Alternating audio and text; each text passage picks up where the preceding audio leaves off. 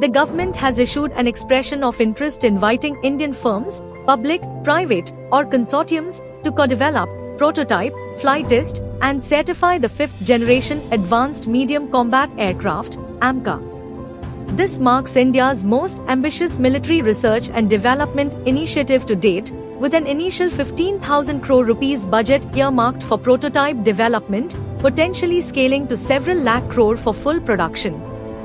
The Aeronautical Development Agency requires bidders to demonstrate comprehensive capabilities in design assimilation, engineering, manufacturing, integration, testing, and certification.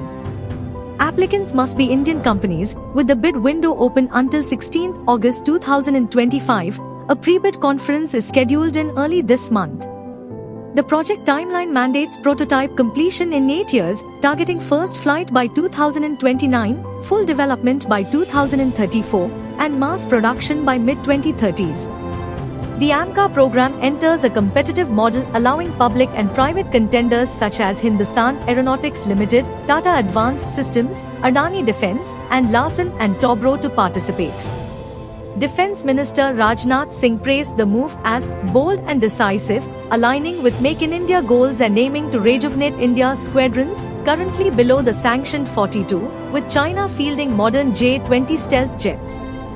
The program also seeks to overcome past delays in the Hindustan Aeronautics Limited built Tejas Mark 1A. That project, historically delayed, from engine supply setbacks to development hurdles, has impeded deliveries. 83 jets ordered in 2021 are yet to be fully delivered, with Hindustan Aeronautics Limited citing General Electric engine delays resolved only in 2025. As India faces an urgent need to replenish Indian Air Force squadrons, currently operating just 31 instead of 42, the Advanced Medium Combat Aircraft, AMCA, initiative represents a pivotal leap toward long-term aerial supremacy.